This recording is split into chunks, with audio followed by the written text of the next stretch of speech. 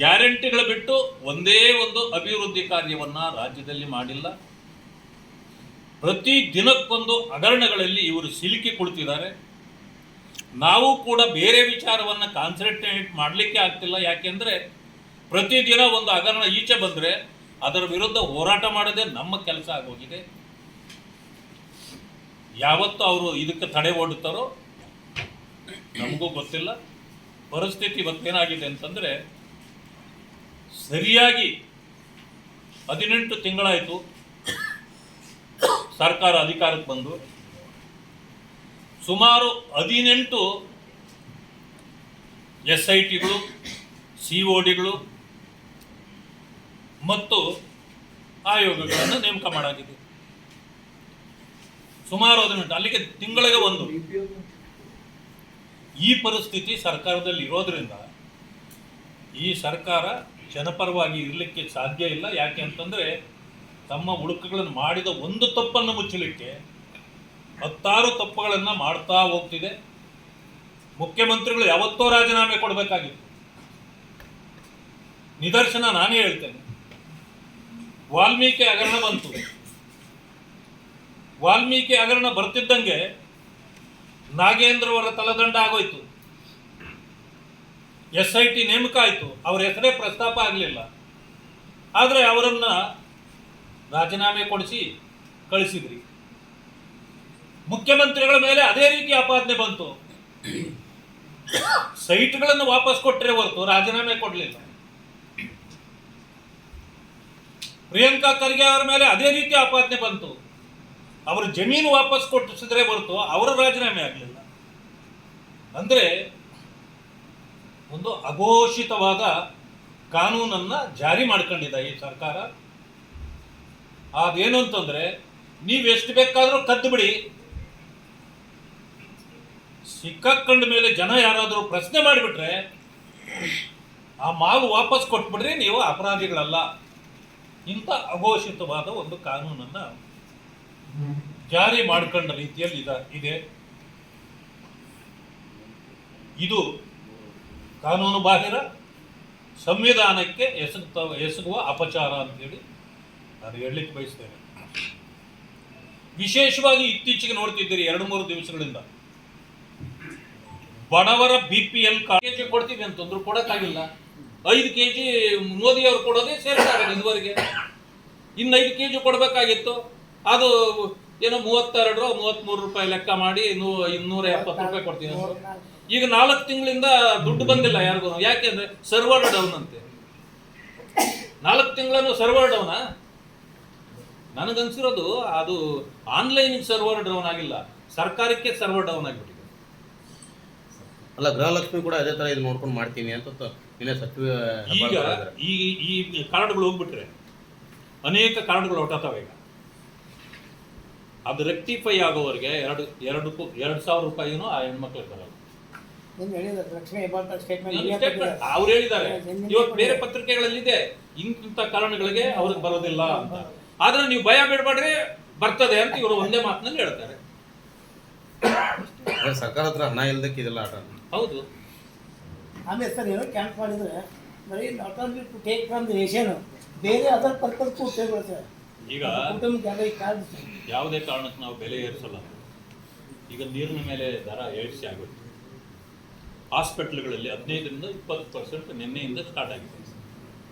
ಒಂದೊಂದರ ಮೇಲೆ ದವಸ ಧಾನ್ಯಗಳಂತೂ ಕೇಳಬೇಡಿ, ಹೇಳಿದ್ದೇ.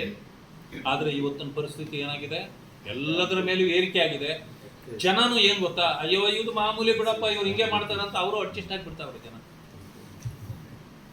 ಈ ಪರಿಸ್ಥಿತಿ ಎಲ್ಲದರ ಮೇಲೆ ಟ್ಯಾಕ್ಸ್ಗಳು ಏರಿಸ್ತಾ ಇದ್ದಾರೆ. ಯಾಕೆ ಏರಿಸ್ತಾರೆ? ಸ್ಟಾಂಪ್ ಡ್ಯೂಟಿ ಮೇಲೆ ಏರಿಸಿದ್ರು, ಗೈಡೆನ್ಸ್ ವ್ಯಾಲ್ಯೂ ಜಾಸ್ತಿ ಮಾಡಿದ್ರು, ಎಲ್ಲದರ ಮೇಲೆ ಮಾರ್ಬಿಟ್ಟಿದ್ದಾರೆ. ಇನ್ನು ಮಾಡೋಕ್ಕೆ ಯಾವುದೂ ಇಲ್ಲ. ಇನ್ನೇನಾದರೂ ಮಾಡ್ಬೇಕಂತಂದ್ರೆ ಗ್ಯಾರಂಟಿಗಳು ಕೊಟ್ಟಿದ್ದ ಕಾರಣಕ್ಕೆ ಹಿಮಾಚಲ್ ಪ್ರದೇಶದಲ್ಲಿ ಒಂದು ಹೊಸ ಐಡಿಯಾ ತಂದರು. ಹೊಸ ಐಡಿಯಾ ಏನಂತಂದ್ರೆ, ಯಾರ್ಯಾರ ಮನೆಯಲ್ಲಿ ಎಷ್ಟೆಷ್ಟು ಟಾಯ್ಲೆಟ್ಗಳಿದೆಯೋ ಆ ಟಾಯ್ಲೆಟ್ಗಳ ಮೇಲೆ ಟ್ಯಾಕ್ಸ್ ಹಾಕ್ಬಿಡೋದು ಅಂತ. ಮೋದಿ ಅವರು ಟಾಯ್ಲೆಟ್ ಕೊಡ್ತಾರೆ. ಪಾಪ ಅನೇಕರ ಮನೆಗಳಲ್ಲಿ ಟಾಯ್ಲೆಟ್ ಇಲ್ಲ, ಪಾಪ ಹೆಣ್ಣು ಮಕ್ಕಳು ಅಪಮಾನ ಆಗುತ್ತೆ ಹೊರಗಡೆ ಹೋದ್ರೆ ಅಂತೇಳಿ ಟಾಯ್ಲೆಟ್ಗಳು ಕೊಡ್ತಾರೆ. ಕಾಂಗ್ರೆಸ್ನವರು ಟಾಯ್ಲೆಟ್ಗಳ ಮೇಲೆ ಟ್ಯಾಕ್ಸ್ ಹಾಕ್ತಾರೆ. ಇದನ್ನು ನಾವು ಏನು ಮಾಡಬೇಕು? ಬಹುಶಃ ಇಲ್ಲಿನೂ ಏನಾದರೂ ಟಾಯ್ಲೆಟ್ಗಳ ಮೇಲೆ ಹಾಕುವಂತ ಯೋಚನೆ ಬರ್ಬೋದೇನೋ ನೋಡೋಣ. ರದ್ದು ಮಾಡ್ತಿದ್ದೀರಿ, ಕೆಲವರನ್ನ BPL ಇಂದ APL ಗೆ ಟ್ರಾನ್ಸ್ಫರ್ ಮಾಡ್ತಾ ಇದ್ದೀರಿ, ಅವರಿಗೆ ಉನ್ನತೀಕರಿಸ್ತಾ ಇದ್ದೀರಿ. ಬಹಳ ಸಂತೋಷ. BPL ತೆಗೀಲಿಕ್ಕೆ ಕಾರಣ ಕೊಡ್ತಾ ಇಲ್ಲ. ಬೀದಿ ಬದಿಯಲ್ಲಿ ವ್ಯಾಪಾರಿಗಳಿದ್ದಾರೆ. ಈಗ ಹಣದ ವ್ಯವಹಾರ ಎಲ್ಲ ಸಾಫ್ಟ್ವೇರ್ ಮೇಲೆ ನಡೀತಾ ಇದೆ. ತರಕಾರಿ ಮಾರೋರು ಕೂಡ ನೀವು ನೋಡಿರ್ಬೋದು, ಒಂದು ಇದನ್ನು ಇಟ್ಕೊಂಡಿರ್ತಾರಲ್ಲಿ ಫೋಟೋ ತೆಗೆದು ಎಷ್ಟು ಅಮೌಂಟ್ ಅಂತ ಕಟ್ತೀರಿ, ಸೀದಾ ಆ ಅಮೌಂಟ್ ಅವನ ಅಕೌಂಟ್ಗೆ ಹೋಗ್ತದೆ. ದಿನ ನಡೆಸೋದು ಕಷ್ಟ ಇದೆ ಆತನಿಗೆ, ಆದರೆ ದುಡ್ಡು ಅವನ ಅಕೌಂಟ್ ಹೋಗಿ ಹೋಗಿ ಲಕ್ಷಾಂತರ ರೂಪಾಯಿ ಟರ್ನ್ ಓವರ್ ಆಗಿಬಿಡ್ತದೆ. ಆಗಿದ ತಕ್ಷಣ TDS ಕಟ್ ಆಗುತ್ತೆ. ಅದರಲ್ಲಿ TDS ಕಟ್ ಆಗಿದ ತಕ್ಷಣ it is tax paid like, tax ಕಟ್ಟಿದಂಗೆ ಅದು. ಅವನಿಗೆ ತಿನ್ನಕ್ಕಿರೋದಿಲ್ಲ, ಆದರೆ ಅವನು ಟ್ಯಾಕ್ಸ್ ಕಟ್ಟಿದ್ದಾಯ್ತು. ಟ್ಯಾಕ್ಸ್ ಕಟ್ಟಿದ್ದು ಒಂದು ಸಾರಿ ಆದಮೇಲೆ ಅದು ಇದರಲ್ಲಿ ಬರುತ್ತೆ, ನೀವು BPL ಇರೋದಿಲ್ಲ, APL ಟ್ರಾನ್ಸ್ಫರ್ ಆಗ್ತದೆ. ಅವನಿಗೆ ವಂಚನೆ ಆಯಿತು. ಪರಿಶೀಲನೆ ಮಾಡಬೇಕಲ್ಲ ಇದು. ಮೊದಲು ಒಂದು ಆದೇಶ ಮಾಡಬೇಕಾಗಿತ್ತು ಸರ್ಕಾರ, ಯಾರ್ಯಾರು BPL ಇದ್ದೀರಿ, ಯಾರು ಟ್ಯಾಕ್ಸ್ ಕಟ್ತಿದ್ದೀರಿ, ಯಾವ ರೀತಿಯ ಟ್ಯಾಕ್ಸ್ ಕಟ್ತಿದ್ದೀರಿ, ನಿಮ್ಮನ್ನು APLಗೆ ನಾವು ಟ್ರಾನ್ಸ್ಫರ್ ಮಾಡಬೇಕಾಗತ್ತೆ ಅಥವಾ ನಿಮ್ಮ BPLನ ರದ್ದು ಮಾಡಬೇಕಾಗತ್ತೆ. ಇದನ್ನು ನೀವು ಒರಿಜಿನಲ್ ಆಗಿ ಅಪ್ಲಿಕೇಶನ್ ಹಾಕೊಳ್ಳಿ ಅಂತೇಳಿ ಕೊಡಬೇಕಾಗಿತ್ತು. ನೀವೇ ಹೋಗಿ ಕ್ಯಾನ್ಸಲ್ ಮಾಡೋದು. ಈಗ ಎಲ್ಲರದ್ದು BPL ತೆಗೆದುಬಿಟ್ರಿ, ತಿರುಗಿ ಒಂದು ಆದೇಶ ಹೊರಡಿಸಿದ್ದೀರಿ ನೆನ್ನೆ. ಯಾರಿಗಾದರೂ BPL ಹೊರಟೋಗಿದ್ರೆ ಈಗ ಒಂದು ಅರ್ಜಿ ಕೊಡಿ, ಪರಿಶೀಲನೆ ಮಾಡ್ತೀವಿ. ಇನ್ನು ಅವರು ಅರ್ಜಿ ಕೊಡಬೇಕು, ಪರಿಶೀಲನೆ ಮಾಡಬೇಕು, ಆಫೀಸರ್ ಬರಬೇಕು, ಮನೆ ಹತ್ರ ಚೆಕ್ ಮಾಡಬೇಕು, ನಿಮ್ಮ ಎಲ್ಲ ವ್ಯವಹಾರಗಳನ್ನು ಕೇಳಬೇಕು. ಅದಾದಮೇಲೆ ನೀವು ಹೊಸ ಅರ್ಜಿ ಕೊಡಬೇಕು. ಆಮೇಲೆ ಒಂದು 5-6 ಸಾವಿರ ರೂಪಾಯಿ ಖರ್ಚು ಮಾಡಿ ಒಂದು ಕಾರ್ಡ್ ತಗೋಬೇಕು. ಅಂದ್ರೆ ಇದು ಒಂದು ರೀತಿಯ ವಸೂಲಿ ಅಲ್ವೇ?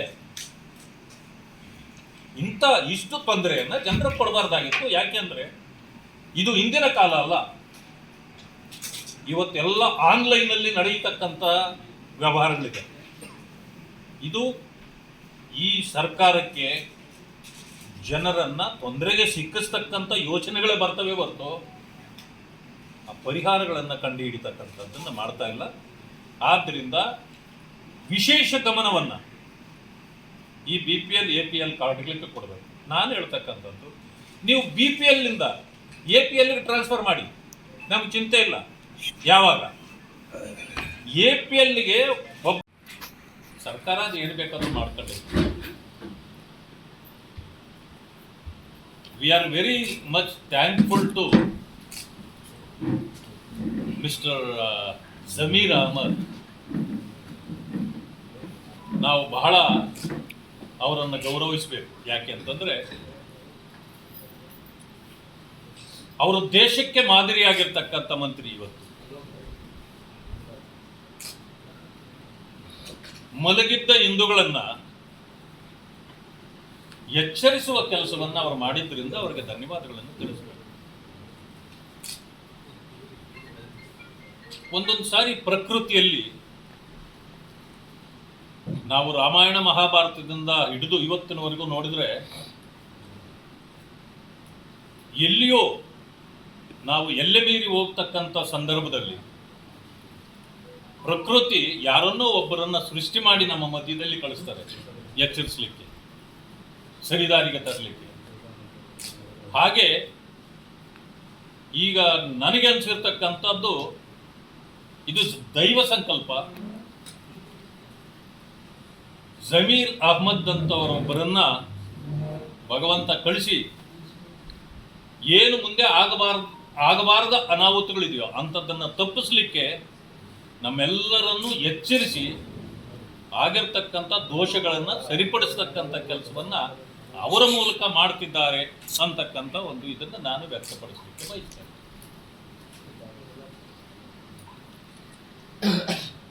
ತಮಗೆಲ್ರಿಗೂ ಗೊತ್ತಿರ್ಬೋದು, ಇಸ್ಲಾಂ ಹೇಳಿರ್ತದೆ,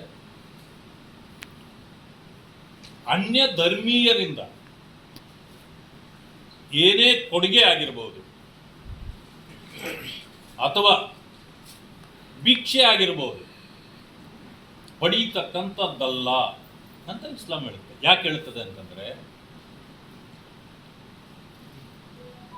ನಮ್ಮನ್ನವರು ಏನೋ ಒಂದು ಮಾತಿನಲ್ಲಿ ಹೇಳ್ತಾರೆ, ನಾನು ಮತ್ತೆ ಹೇಳ್ತೇನೆ ಅದನ್ನು, ಆ ವರ್ಡ್ ಬರ್ತಾ ಇಲ್ಲ, ಕಾಫೀರ್. ಬೇರೆ ಅವರ ಧರ್ಮವನ್ನು ಬಿಟ್ಟು ಅಲ್ಲಾನ ಪ್ರಾರ್ಥನೆ ಯಾರು ಮಾಡ್ತಾರೋ ಅವರ ಬಿಟ್ಟು ಬೇರೆಲ್ಲರೂ ಕೂಡ ಕಾಫೀರರು. ಕಾಫೀರರಿಂದ ನೀವು ಏನನ್ನೂ ಕೂಡ ತಗೊಳ್ಬಾರ್ದು ಅಂತ ಹೇಳ್ತಾರೆ. ಅದರಿಂದ ನಾನು ಕೇಳಲಿಕ್ಕೆ ಬಯಸ್ತೇನೆ, ವಕಫ್ ಬೋರ್ಡ್ಗೆ ಜಮೀನುಗಳನ್ನು ಕೊಟ್ಟವರು ಯಾರು? 11ನೇ ಶತಮಾನದಿಂದ 12ನೇ ಶತಮಾನದಿಂದ ಮಠಮಾನ್ಯಗಳಿವೆ. ಇವತ್ತವು ವಕಫ್ ಬೋರ್ಡ್ಗೆ ಬರಲಿಕ್ಕೆ ಕಾರಣ ಏನು? ಅದನ್ನ ಇಟ್ಟು ಹೇಳಿರ್ತಾರೆ, ನಾವು ಓದಿ ಏರಿಯಾದಲ್ಲಿ ನಮಗೂ ಹೇಳಿರ್ತಾರೆ. ಅದೆಲ್ಲ ಸಮೀಕ್ಷೆಗಳು ನಿನ್ನೆ ಬಂದಿವೆ, ಕೆಲವು ಸಮೀಕ್ಷೆಗಳಿವೆ. ಅವರವ್ರ ಪಾರ್ಟಿಯದ ಅವರವರು ಉಳಿಸ್ಕೊಳ್ತಾರೆ. ನಮ್ಮ ನಂಬಿಕೆ ಇದೆ 3ಕ್ಕೆ 3 NDA ಗೆಲ್ತದೆ. ಜಾರ್ಖಂಡದಲ್ಲೂ ಹೇಳ್ತಿದ್ರು ಎಲ್ಲ ಕಾಂಗ್ರೆಸ್ ಇಂಡಿ ಅಲಿಯನ್ಸ್ ಅಂತ. ವರದಿಗಳು ಬಂದಿವೆ, ಇವತ್ತು ಎಲ್ಲ ಕಣ್ಮುಂದೆ ಇದೆ. ಹರಿಯಾಣದಲ್ಲಿ ಉಲ್ಟಾ ಆದಂಗೆ ಮಹಾರಾಷ್ಟ್ರದಲ್ಲಿ ಮತ್ತೆ ಜಾರ್ಖಂಡದಲ್ಲಿ ಉಲ್ಟಾ ಆಗೋದಲ್ಲ, ಹಿಂದೆ ಹರಿಯಾಣದಲ್ಲಿ ಆಗಿತ್ತಲ್ಲ. ಈಗ ಸಮೀಕ್ಷೆಗಳು ಆವತ್ತಿನ ದಿನದ ಒಂದು ಎಷ್ಟು ಅವರಿಗೆ ತಿಳುವಳಿಕೆ ಬರ್ತದೆ ಅಷ್ಟನ್ನೇ ಹೇಳಕ್ಕಾಗೋದು. ಇನ್ನು ಜನ ಯಾವ ರೀತಿ ತೀರ್ಮಾನಗಳು ತಗೊಂಡಿದ್ದಾರೆ ಅಂತ ಸಂಪೂರ್ಣವಾಗಿ ಹೇಳೋಕ್ಕಾಗುತ್ತೆ. This is called as exit poll, it is not exact poll ಅಲ್ವಾ? ಎಕ್ಸಾಕ್ಟ್ ಪೋಲ್ ಬರೋದು ಯಾವತ್ತು? 23 ಬೆಳಗ್ಗೆ 8 ಗಂಟೆಗೆ ಪ್ರಾರಂಭ ಆಗೋದು, ಏನು ಬೇಕಾದರೂ ಆಗ್ಬೋದು. ಉತ್ತರ ಪ್ರದೇಶದಲ್ಲಿ ಈ ಚುನಾವಣೆ ಅಲ್ಲ, ಹಿಂದಿನ ಚುನಾವಣೆಯಲ್ಲಿ 200ಕ್ಕೂ ಬರೋದಿಲ್ಲ ಅಂತಿದ್ರು, 304 ಬಂದಿತ್ತು. ಹರಿಯಾಣದಲ್ಲಿ BJP ಗೆಲ್ಲೋದೇ ಇಲ್ಲ ಅಂತ ಗೆದ್ದು. ಸದ್ಯ ಕಾಂಗ್ರೆಸ್ನವರು EVMಗಳ ಮೇಲೆ ನಂಬಿಕೆ ಇಟ್ಟರೆ ಸಾಕು. ಈಗ ಬೆಳಗಾವಿ ಅಧಿವೇಶನ